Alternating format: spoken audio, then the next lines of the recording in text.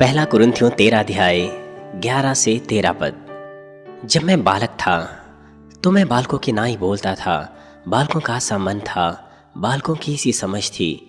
परंतु सियाना हो गया तो बालकों की सी बातें छोड़ दी। अब हमें दर्पण में धुंधला सा दिखाई देता है, परंतु उस समय आमने सामने देखेंगे। इस समय मेरा ज्ञान अधूरा है, परंतु उस समय ऐसी पूरी रीति से पहचानूंगा जैसा मैं पहचाना गया हूँ।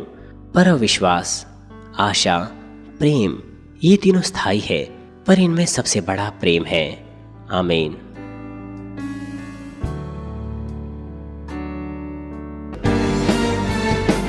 प्रेम मनुष्य जुताई का उद्देश्य है। प्रेम जिसके बारे में आत्मिक अध्याय बात कर रहा है, वह सच्चा प्रेम है जो कभी नहीं बदलता। लेकिन अब विश्वास, आशा और प्रेम, ये तीनों स्थायी है, लेकिन इन सब में सबसे बड़ा प्रेम है। आप उद्धार पा सकते हैं, स्वर्ग जा सकते हैं, केवल तब जब आपके पास विश्वास है। विश्वास सभी उत्तर पाने की कुंजी है। आशा भी महत्वपूर्ण है। आशा के द्वारा आप बेहतर स्वर्गीय निवास स्थानों पर जोर कर सकते हैं।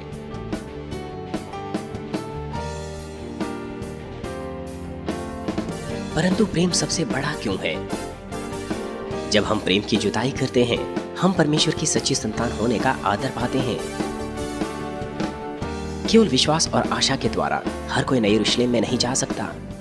परमेश्वर की सच्ची संतान बनने और नई यरूशलेम में जाने के लिए प्रेम शर्त है। इसलिए प्रेम सबसे बड़ा है। और साथ ही जब हम स्वर्ग में जाएंगे तो हमें आशा और विश्वास की आवश्यकता नहीं होगी। केवल एक चीज जिसकी आवश्यकता होगी वह प्रेम है। पिता परमेश्वर भी प्रेम को सबसे अधिक बहुमूल्य मानते हैं।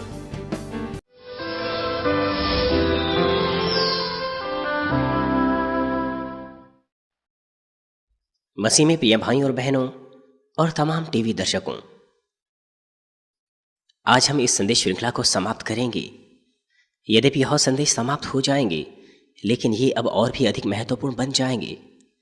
आपको संदेशों को याद रखना चाहिए जो आपने सुने हैं, और जो आपने सीखा है उसका अभ्यास करना है कि पूरी तरह से सिद्ध प्रेम को जोत सकें। पिछले सत्र में आपने सीखा कि प्रेम अनंत है। जब आप रूपांतरित हो जाएंगे आत्मिक देह में और स्वर्ग के राज्य में जाएंगे, तो यह सब शारीरिक संसार गायब हो जाएगा, चाहे आत्मिक चीजें क्यों ना हो। अंत में यहां तक कि भविष्यवाणी, अन्य भाषाएं और सारा ज्ञान, वो भी खत्म हो जाएगा। वो इसीलिए क्योंकि उनकी आवश्यकता केवल इस शारीरिक संसार में है।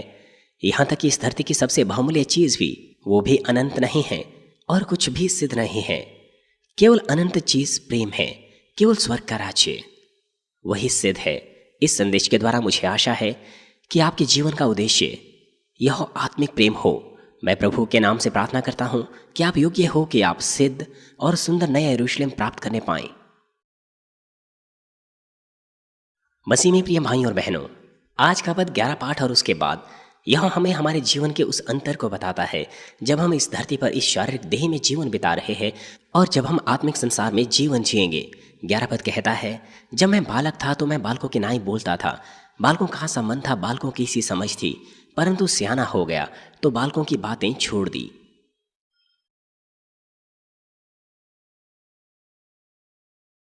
आप लोग, आप सब अब बड़े हैं। अब आप सियाने हैं, अब आप बालक नहीं हैं। इसीलिए क्या आपने उन चीजों को दूर कर दिया है जो आप तब करते थे जब आप बालक थे? अब आप सियाने हो गए हैं।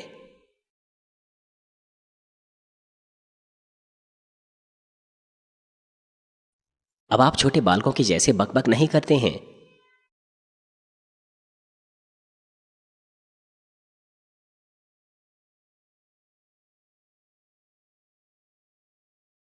यहां पर जब मैं बालक था, यह उस समय को दर्शाता है जब हम इस शरीर में, इस संसार में जी रहे हैं। इसलिए जब सिद्ध आता है, दूसरे शब्दों में जब हम स्वर्ग के राज्य में जाएंगे, वहां कोई सीमा नहीं है किसी बात की। उस संसार की तुलना में यह वर्तमान शारीरिक संसार, यहां पर बहुत सी बंदिशें हैं, बहुत सी सीमाएं हैं। यह अवस्था उस अवस्था को दर्शाती है जो एक बालक की अवस्था होती है। यदि एक छोटा बालक सियाने के समान व्यवहार करें क्या आपको अजीब नहीं लगेगा? एक छोटा बच्चा जिसने अभी बात करना शुरू ही किया है, वो कुछ आसान शब्द बोल सकता है जैसे कि मम्मी, पापा। वो बहुत सी बातों का इजहार नहीं कर पाता है विस्तार पूर्वक पूरी तरह से, और साथ ही बच्चे जो है उलझन भरी चीज़ों को नहीं समझ पाते, इसीलिए वो सियानों के संसार को नहीं समझ पाते हैं। बच्चे अपने ज्ञान और अपनी योग्यता जो बच्चों की होती है उसी में समझते हैं, सोचते हैं। जब हम इस धरती पर जी रहे हैं हमारे साथ भी ऐसा ही है। उदाहरण के लिए नई यरूशलेम के जेवरात वो अत्यंत ही सुंदर है, और इस बात को बताना बहुत मुश्किल है कि किस तरह से वे चमकते हैं और उनका नूर कितना सुंदर है। और तीसरा स्वर्ग का राज्य और नया यरूशलेम एक दूसरे से बहुत अलग अलग है। यद्यपि वहां के घर बहुमूल्य जेवरात और सोने से जड़े हुए हैं, लेकिन वहां का पदार्थ बिल्कुल अलग होगा। दोनों स्थानों में जो सोना है वो बिल्कुल अलग अलग है। वो इसीलिए क्योंकि इस शारीरिक संसार में इतना सुंदर कुछ भी नहीं है जितना सुंदर वो जेवरात है, और ऐसे शब्द ही नहीं है जो वहां की सुंदरता को बयां कर सके। लेकिन स्वर्ग के राज्य में, उस सिद्ध संसार में, वहां कोई सीमा नहीं है। वहां की सुंदरता को पूरी सीमा तक हम बयां कर सकते हैं, और फिर हम उस असीमित और रहस्यात्मक आत्मिक संसार को समझ पाएंगे, और उस सिद्धांत को भी जिसके द्वारा सब कुछ चलता है। हमारे पास आत्मिक देह होगी और हम आत्मिक संसार में जीवन बिताएंगे। इसलिए सोचने की गहराई और समझ की गहराई अब से बिल्कुल अलग होगी। हम साफ रूप से तमाम आत्मिक संसार को समझेंगे। उदाहरण के लिए आत्मिक प्रेम के यह संदेश, ये आत्मिक वचन है। यह हमें आत्मिक प्रेम के बारे में विस्तार पूर्वक बताते हैं। क्योंकि हम इस संसार में शारीरिक देह में रह रहे हैं, इसलिए कभी कभार ये इस संसार के उदाहरण देकर समझाए जाते हैं। इसलिए यद्यपि लोग बहुत बार इन संदेशों को सुनते हैं, लेकिन तो भी शारीरिक लोग नहीं समझ पाते कि आत्मिक प्रेम क्या है।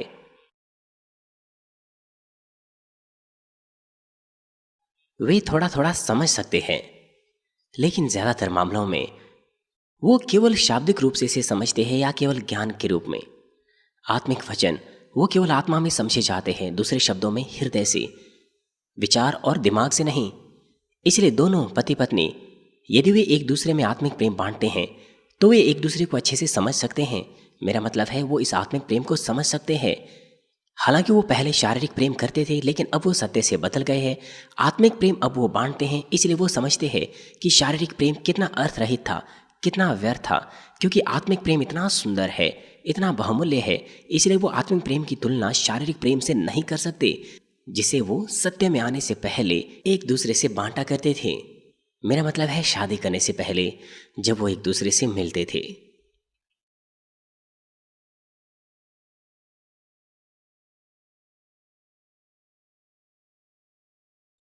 हालांकि यद्यपि हम इस शारीरिक देह में हैं, लेकिन जिस सीमा तक अपने हृदय में हम आत्मा जोत लें, हम आत्मिक संसार को अपने हृदय में समझ सकते हैं।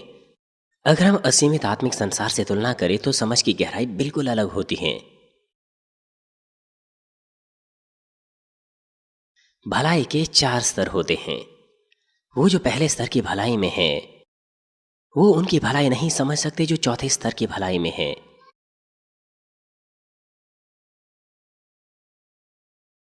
पहले स्तर के लोग वो केवल भलाई को अपने स्तर पर समझते हैं, वो चौथे स्तर को नहीं समझ पाती। वो उनके हृदय नहीं समझ पाते जो चौथे स्तर में है। शरीर का जन आत्मा के जन के हृदय को नहीं समझ सकता, और आत्मा का जन संपूर्ण आत्मा के हृदय को नहीं समझ सकता। एक उदाहरण मैं आपको देता हूं। मान लीजिए आपने किसी की मदद की, वो बहुत अधिक मुश्किल में था, आपने उसकी मदद की, लेकिन बाद में उसी व्यक्ति ने आपको धोखा दे दिया। उसी ने आपके साथ विश्वासघात किया, उसने धोखा दिया।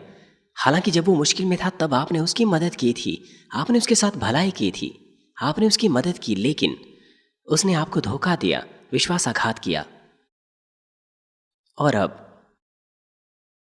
अगर आपके पास पहले स्तर की भलाई होती तो आप क्या करते? आपके हृदय में कष्ट होता। मैंने उसकी मदद की जब वो मुश्किल में था, कैसे वो मुझे धोखा दे सकता है? ऐसे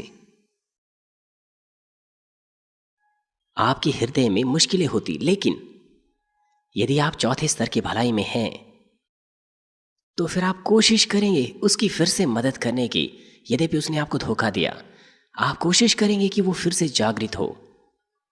आप जानते हैं कि उसने आपको धोखा दिया, तो भी आप परिश्रम करेंगे, मेहनत करेंगे उसे ठीक करने की। आप भूल जाएंगे कि उसने किस दुष्टता से आपको धोखा दिया, इसके बजाय कि धोखा देने के अलावा उसके पास कोई विकल्प था ही नहीं, और किस वजह से उसने ऐसा किया। आप कोशिश करेंगे सब कुछ को भलाई में समझने की। उसके स्थान पर जाकर आप उससे बैर नहीं रखेंगे, बजाय इसके आप यह सोचेंगे कि कैसे फिर से उसकी मदद की जा सकती है। इसलिए आपके अंदर, आपके हृदय में कोई बैर नहीं है। आपके पास इस तरह की भलाई है, आप उसे बैर नहीं रखते और ना ही दुर्भावना उसके विरुद्ध रखते हैं। इस प्रकार से चाहे लोग कितने ही भले क्यों ना हो, वो जो पहले स्तर की भलाई में होते हैं वे उन्हें नहीं समझ सकते जो चौथे स्तर की भलाई में है।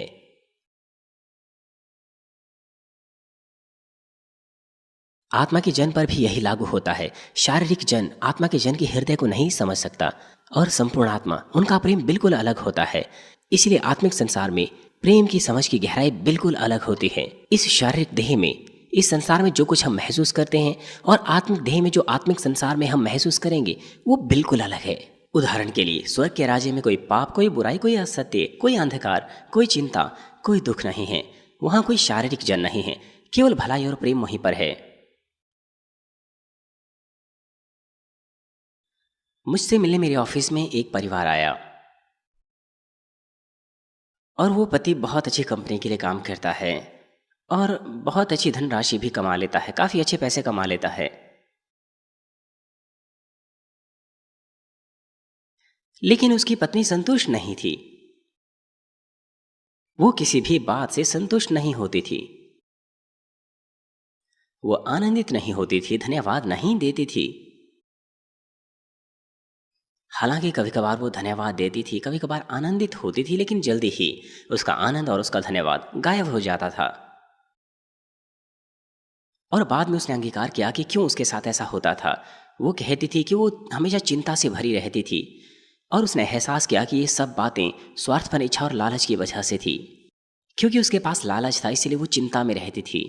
लेकिन जब उसने इसका एहसास कर दिया, तो सब बातें, सारी चिंताएं दूर हो गई।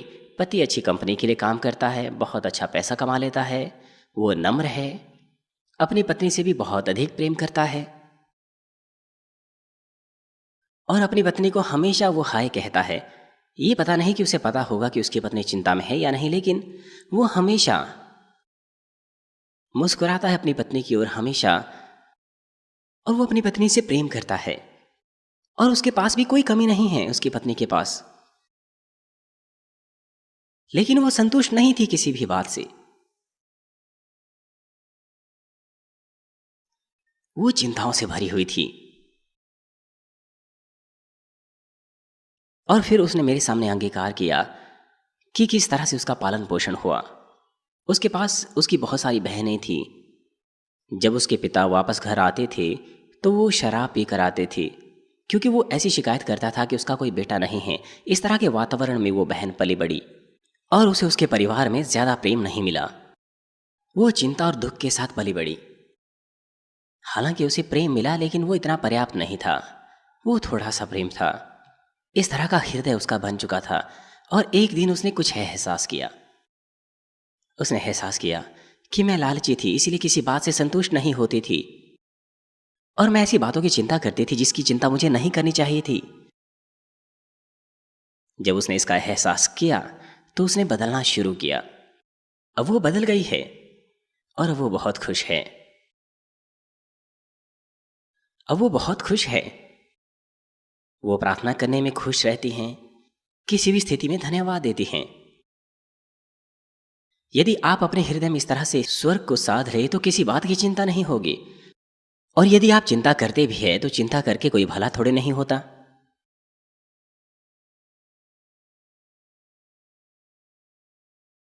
यदि आप चिंता करें, इससे आपके स्वास्थ्य पर प्रभाव पड़ता है। स्वर्ग में कोई बुराई, असत्य, चिंता और अंधकार नहीं है। अगर आपके हृदय में सत्य होगा, मेरा मतलब है स्वर्ग होगा, ये सारी चीजें गायब हो जाएगी। आपका हृदय प्रेम, भलाई, खुशी से भर जाएगा।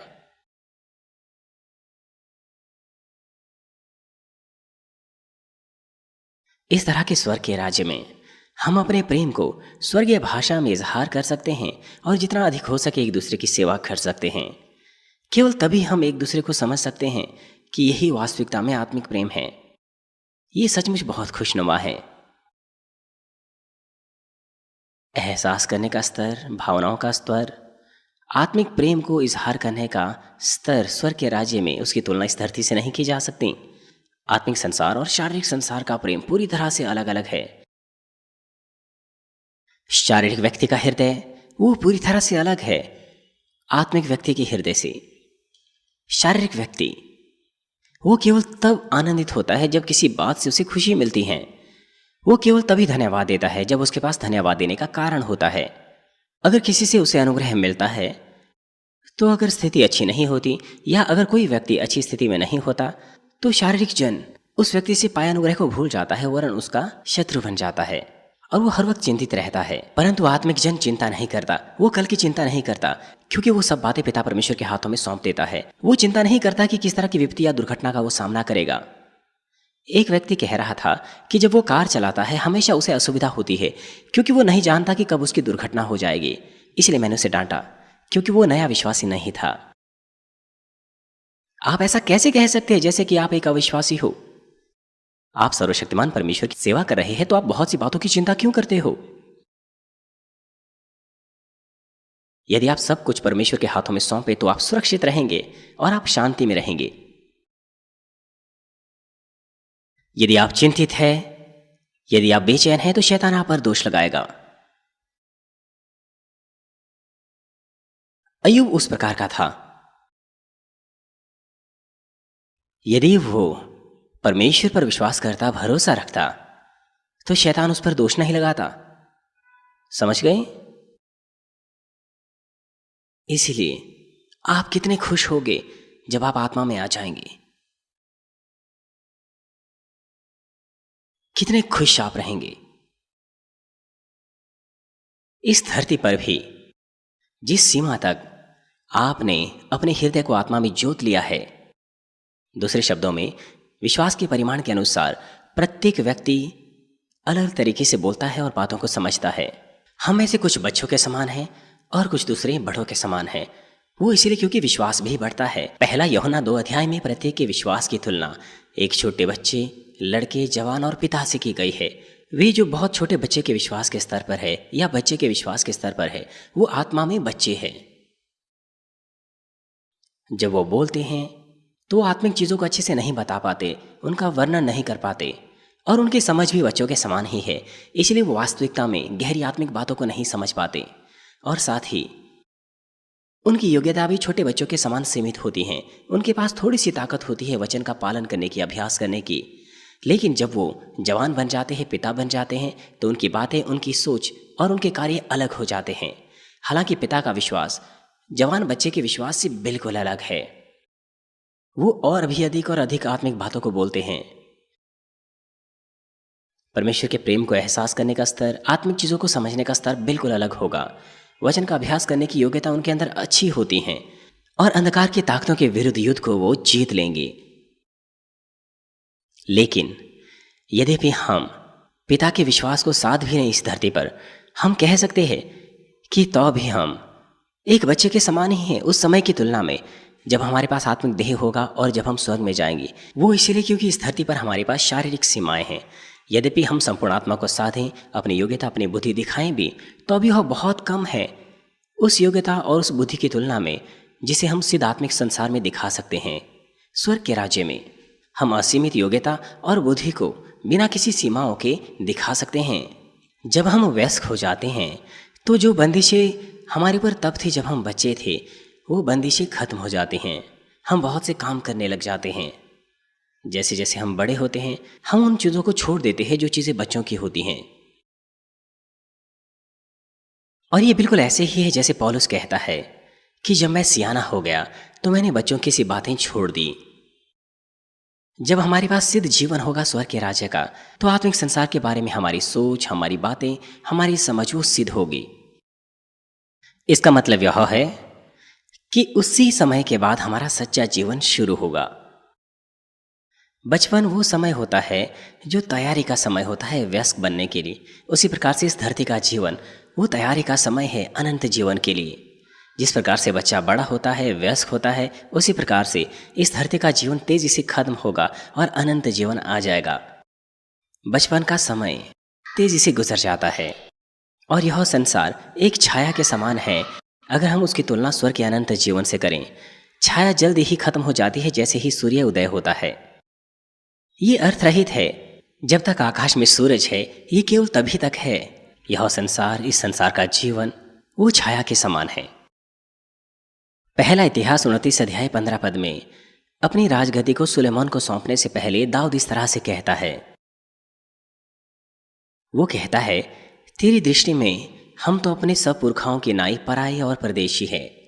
पृथ्वी पर हमारे दिन छाया की नाई बीते जाते हैं और हमारा कुछ ठिकाना नहीं। किसी व्यक्ति की छाया न केवल अस्थायी होती है, वरन वह छाया कोई वास्तविक प्राणी भी नहीं है। दूसरे शब्दों में, छाया वास्तविक नहीं होती।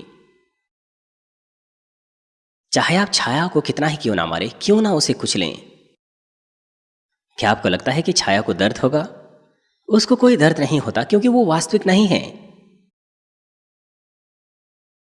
यदि वो वास्तविक होती तो उसे चोट लगती, लेकिन छाया को कोई ठेस नहीं लगती। और फिर क्या छाया हमेशा एक जगह रहती है? सूरज के स्थान परिवर्तन के साथ साथ आपकी छाया भी बदल दी जाती है।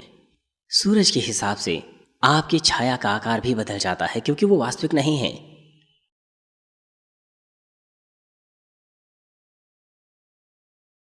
ये सिर्फ एक छवि है, सिर्फ एक छवि है जो मूल प्राणी से संबंध रखती है, उसे मिलती जुलती है। जब हम किसी चीज की छाया देखते हैं तो उस चीज की हम बाहरी रूपरेखा को समझ जाते हैं।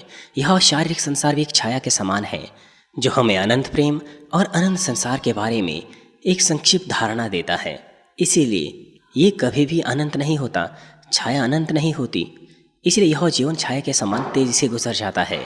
छाया के समान है इस संसार के घर, दूसरी चीजें अर्थ रहित है, व्यर्थ है। इस शारीरिक संसार में, इस संसार में लोग कितना व्यर्थ जीवन जीते हैं। जब वो मेहनत करते हैं ऐसे ही इस संसार में चीज़ों को एकत्र करने की सारी चीज़ें इस संसार में नाश हो जाएगी और वो सारी की सारी गायब हो जाएगी। जब परमेश्वर उनकी आत्मा को बुला देगा तो उन चीज़ों का उनसे कोई लेना देना नहीं होगा। बुद्धिमान हमेशा स्वर्गीय धन को, स्वर्गीय चीज़ों को एकत्र करता है। हम भविष्य नहीं जानते, इस प्रकार से हम स्वर्ग में एकत्र करते हैं और हमें स्वर्ग में अनंत चीज़ें मिलेगी। इसीलिए मैं प्रभु के नाम से प्रार्थना करता हूँ कि आप क्षण भर इस संसार के जीवन पर दृष्टि ना करें, वरन स्वर्ग के राज्य की ओर दृष्टि करें जो अनंत है। प्यारे भाइयों और बहनों, जब छाया जो कि इस धरती का जीवन है वो खत्म हो जाती है, उसके बाद वास्तविकता साफ रूप से प्रकट होगी। आज का पाठ 12 और 13 पद कहता है, अब हमें दर्पण में धुंधला सा दिखाई देता है, परंतु उस समय आमने सामने देखेंगे। इस समय मेरा ज्ञान अधूरा है, परंतु उस समय ऐसी पूरी रीति से पहचानूंगा जैसा मैं पहचाना गया हूं। पर विश्वास, आशा, प्रेम, ये तीनों स्थायी है, पर इनमें सबसे बड़ा प्रेम है।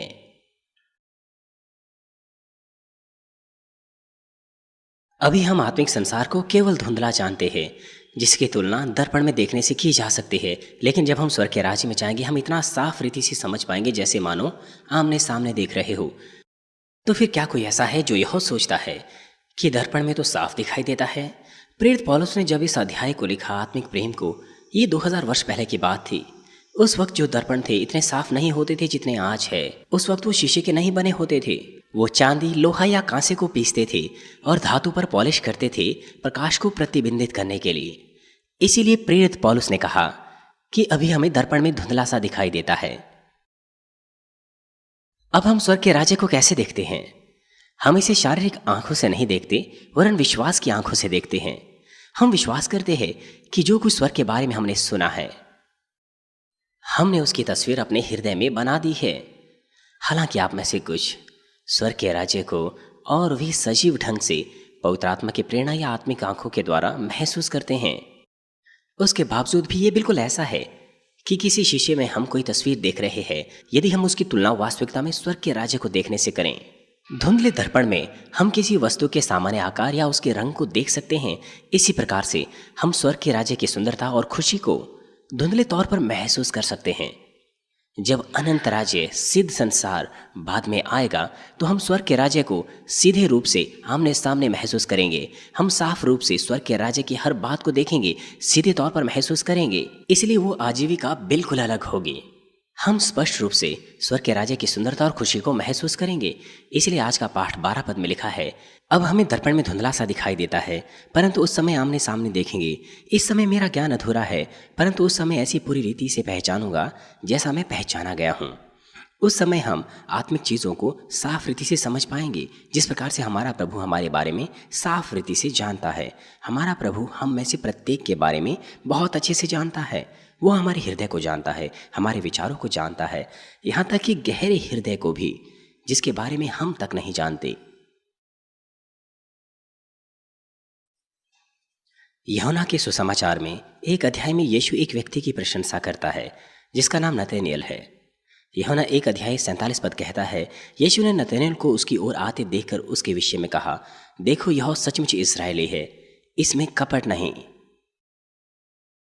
नतनेल को बड़ी हैरानी हुई जब उसे पता चला कि यीशु उसके हृदय को जानता था, यहाँ तक कि एक भी बार उससे बात किए बगैर। फिर उसने अंगीकार किया कि यीशु परमेश्वर का पुत्र है। परमेश्वर हमारे हृदय को बहुत अच्छे से जानता है और अपने वचन के द्वारा वो यहाँ तक कि हमारे आत्मा, प्राण, गुदे गुदे को अलग अलग करता है। लूका रचित सुसमाचार 12 अध्याय 7 पद में लिखा है, वरन तुम्हारे सिर के सब बाल भी गिने हुए हैं। वो हमारे बारे में इतना अच्छे से कैसे जानता है? भजन संहिता 33 अध्याय 15 पद कहता है, वही जो उन सबों के हृदय को गढ़ता और उनके सब कामों का विचार करता है। वो इसीलिए क्योंकि उसने हमारे हृदय को गढ़ा है, रचा है। जिस प्रकार से प्रभु हमें बहुत अच्छे से जानता है, उसी प्रकार से जब हम स्वर्ग में जाएंगे हम भी साफ रीति से परमेश्वर के बारे में जान पाएंगे जो आत्मा है।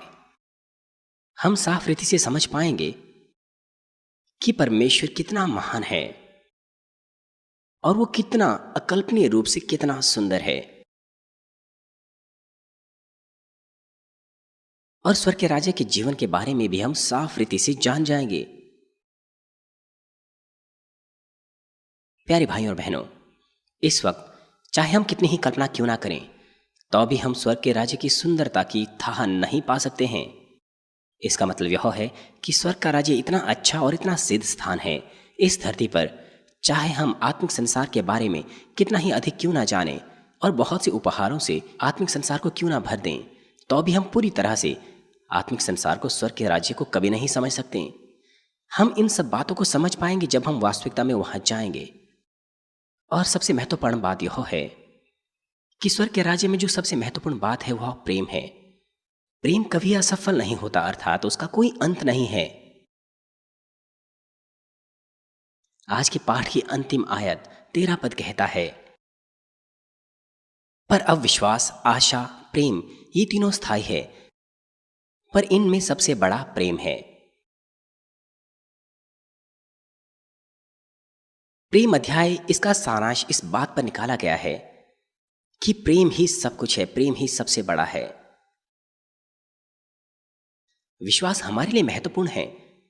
विश्वास ही के द्वारा हम उद्धार पाते हैं, विश्वास ही के द्वारा हम परमेश्वर की संतान बनते हैं। केवल विश्वास के द्वारा हम स्वर्ग का राज्य और अनंत जीवन पा सकते हैं। विश्वास इतना बहुमूल्य है।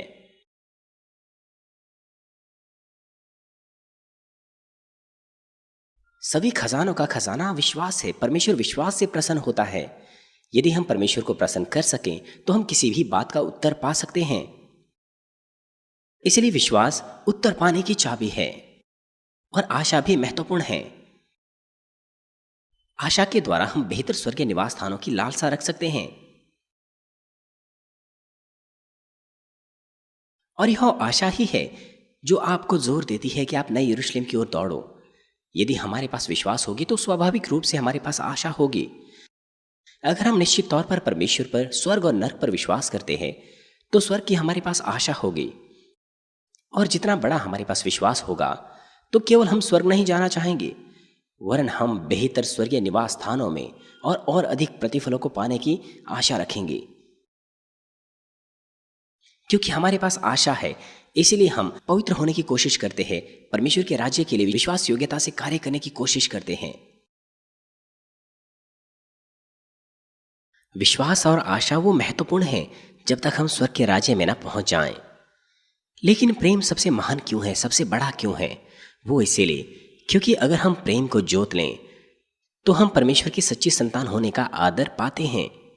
विश्वास के द्वारा हम उद्धार पा सकते हैं, स्वर्ग जा सकते हैं, और आशा के द्वारा हम बेहतर स्वर्गीय निवास स्थानों में जा सकते हैं। परंतु हर कोई नई यरूशलेम में नहीं जाएगा। सिर्फ विश्वास और आशा के द्वारा हम स्वर्गलोक जा सकते हैं। पहले, दूसरे और तीसरे स्वर्ग के राज्य में जा सकते हैं, हमारे विश्वास के परिमाण के अनुसार और उसके अनुसार कि हमने आशा को कितना साध लिया है। तो फिर नई यरूशलेम में जाने के योग्य कौन हो पाएगा? केवल वही जो वहां पर जाने के लिए उपयुक्त रूप से अनुकूल है, वही जाएंगे।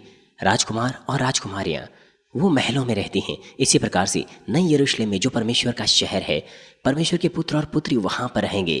हम सब परमेश्वर की संतान हैं, जिन्हें परमेश्वर के स्वरूप में बनाया गया है। परंतु परमेश्वर की सच्ची संतान कौन है? मत्ती 5:9 में लिखा है, धन्य है वे जो मेल कराने वाले हैं, क्योंकि वे परमेश्वर के पुत्र कहलाएंगे।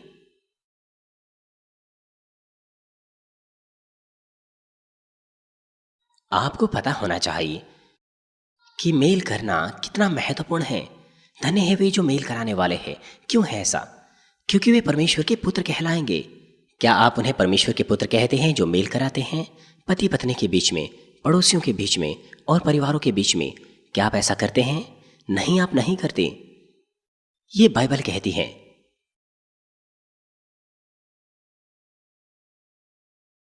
क्या अर्थ है इसका आत्मिक रूप से?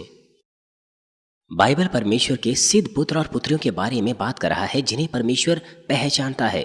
वो पुत्र और पुत्री जो संपूर्ण आत्मा में आ गए हैं, विश्वास के चौथे और पांचवें स्तर में, वे हैं परमेश्वर के पुत्र और पुत्रियां।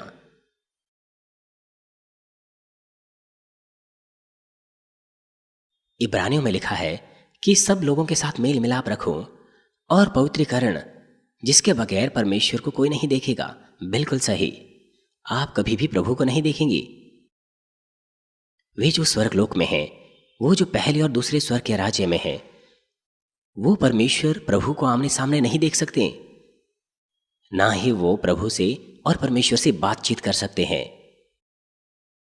चाहे जब वो स्वर्ग में स्क्रीन के ऊपर आराधना सभा कर रहे हो, उनके चेहरों को देखने के लिए उन्हें बड़ी शर्म आएगी। यदि प्रभु उनके सामने आमने सामने खड़ा होगा तो वो उस पर ताक भी नहीं पाएंगे। इस धरती पर आकाश की ओर सर उठाकर वो अब्बा पिता कहकर प्रार्थना कर सकते हैं, लेकिन जब वो स्वर्ग में जाएंगे वो उसके चेहरे को नहीं देख पाएंगे, क्योंकि परमेश्वर जो पूरी तरह से सिद्ध, पवित्र और भला है, उसने उन्हें सिखाया था कि भले बनो, आत्मा और संपूर्ण आत्मा में आओ, पवित्र बनो और पाप ना करो। लेकिन उन्होंने आज्ञा पालन नहीं किया, इसलिए वो स्वर्गलोक में गए, या पहले या दूसरे स्वर्ग के राज्य में गए। स्वर्ग में जहां पर कोई अंधकार नहीं है, वे वहां पर परमेश्वर को आमने सामने नहीं देख सकते। इसीलिए बाइबल कहती है कि वे प्रभु को नहीं देखेंगे, कभी भी नहीं, ना ही वो बातचीत कर सकते हैं। और अब मत्ती 5:9 में लिखा है, धन्य है वे जो मेल मिलाप कराते हैं, क्योंकि वे परमेश्वर के पुत्र कहलाएंगे। विश्वासी जीवन जीते समय कृपया अपने आप को मुड़कर देखें कि क्या आपने दूसरों के साथ मेल मिलाप भंग किया है, अपने माता पिता, पति पत्नी के साथ, अपने भाई बहनों के साथ। कृपया जांचिए और देखें कि आप क्या है।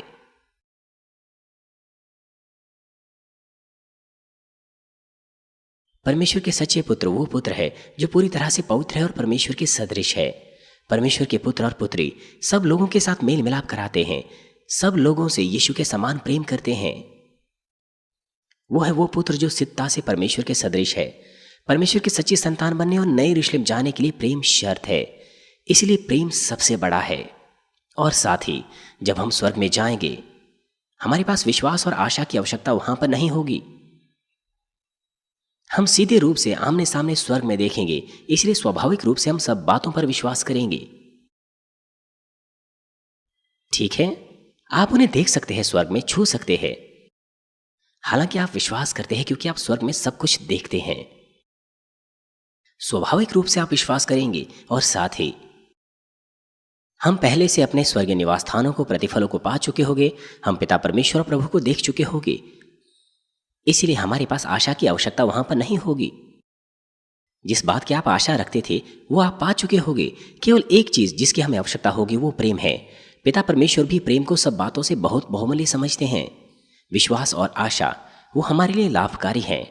वो हमारे लिए आवश्यक है उद्धार पाने के लिए और स्वर्ग जाने के लिए और बेहतर स्वर्गीय निवास स्थानों में जाने के लिए और अधिक प्रतिफल पाने के लिए। लेकिन प्रेम न केवल हमारे लिए वरन पिता परमेश्वर के लिए भी लाभकारी है, क्योंकि प्रेम कुछ ऐसा है जिसे हम पिता परमेश्वर के साथ बांट सकते हैं। क्या कारण है कि मनुष्यों को परमेश्वर जोत रहे हैं? वह इस प्रेम के लिए है। इस प्रेम को साधने के लिए जो सीधा मार्ग है और सच्ची संतान बनने के लिए वो है प्रभु यीशु मसीह के सदृश बनना, जो सच्चे पुत्र का एक उदाहरण है। प्रभु यीशु मसीह कौन है? वो वचन है और सत्य है अपने आप में। इसीलिए प्रभु के सदृश बनने के लिए आपको वचन को अपने हृदय में साध लेना चाहिए।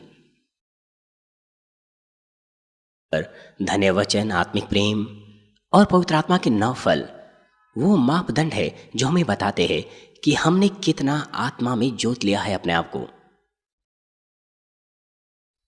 जिस सीमा तक हमारे पास इन वचनों के फल हमारे हृदय में है, तो हमने अपने हृदय में उसी सीमा तक सिद्ध प्रेम को भी साध लिया है। इसी प्रकार से एक मेहनती किसान के समान मुझे आशा है कि अपने हृदय में आप इन संदेशों को दिन ब दिन जोतते रहेंगे और फलों को उत्पन्न करेंगे। आइए मैं आपको सारांश दूंगा। मसीह में प्रिय भाई और बहनों, हमने आत्मिक प्रेम अध्यायों को अब तक देखा। शारीरिक रूप से हमने केवल एक अध्याय को देखा, लेकिन आत्मा में ये बिल्कुल ऐसे ही है जैसे खजाने के किसी मानचित्र को देखना जो हमें बताता है कि बड़ा खजाना कहां पर है। आत्मिक प्रेम अध्याय के ऊपर के संदेश वो एक प्रकार का मानचित्र है जो हमें मार्ग दिखाता है, विस्तार पूर्वक नए यरूशलेम का मार्ग। परंतु यद्यपि हमारे पास मानचित्र भी हो और हम मार्ग को अच्छे से जानते भी हो, लेकिन उसका कोई प्रयोग नहीं होगा अगर हम उस मानचित्र का अनुसरण ना करें। आइए हम धन्यवादी हो कि हम ऐसे संदेशों को सुन पा रहे हैं और इस तरह के मार्ग पर आ पा रहे हैं। एक बार अगर आप सिद्ध और संपूर्ण प्रेम को साध लें तो आप स्वर्ग के कितने द्वारों को पार कर चुके होंगे। अभी आप स्वर्गलोक में हैं, इसका मतलब यह है कि स्वर्गलोक का द्वार आपने पार कर दिया है, आपने उद्धार पा लिया है, ठीक है। और अब आप पहले स्वर्ग के राज्य में प्रवेश कर गए हैं, इसलिए आपने एक और द्वार पार कर दिया है और फिर दूसरे स्वर्ग में जाने के लिए आप तीसरे द्वार को पार करते हैं। तीसरे स्वर्ग के राज्य में जाने के लिए आप चौथा द्वार पार करते हैं और अब आपके सामने एक द्वार है और यह नई यरूशलेम का द्वार है।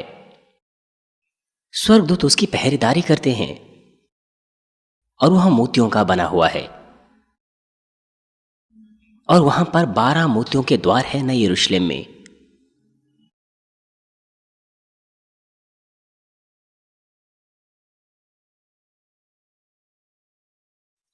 आपको इनमें से एक द्वार को पार करना है नई यरूशलेम में जाने के लिए। इस प्रकार से ये 5वां द्वार हो गया।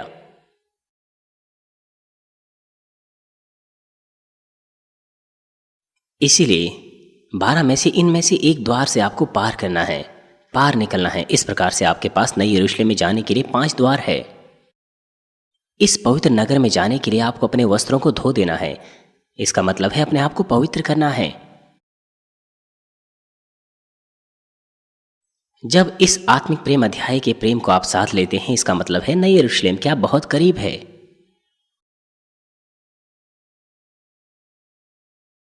आइए हम संक्षिप्त रूप से उस प्रेम के बारे में अवलोकन करेंगे जो आत्मिक प्रेम अध्याय में बताया गया है। प्रेम का विभाजन शारीरिक प्रेम और आत्मिक प्रेम में किया जा सकता है।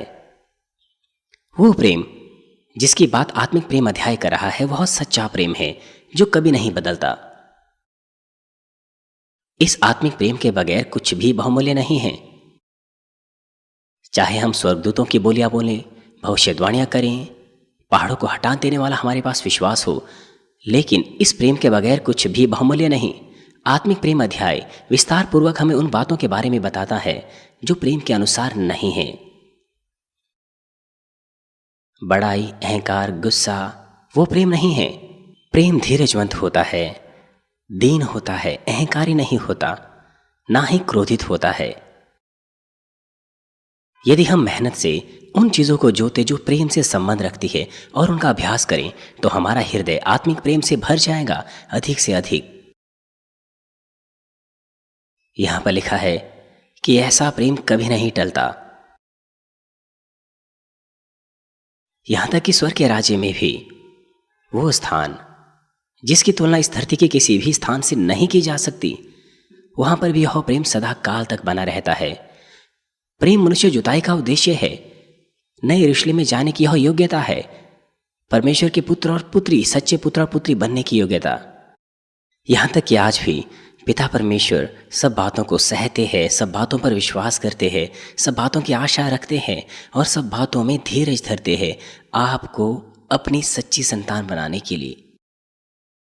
मुझे आशा है कि आप सब इस प्रेम पर निर्भर रहें और परमेश्वर की सच्ची संतान बनकर उभरें। आप पिता परमेश्वर के साथ नए यरूशलेम में सच्चा प्रेम बांट सकें। हमारे प्रभु यीशु मसीह के नाम से मैं प्रार्थना करता हूँ,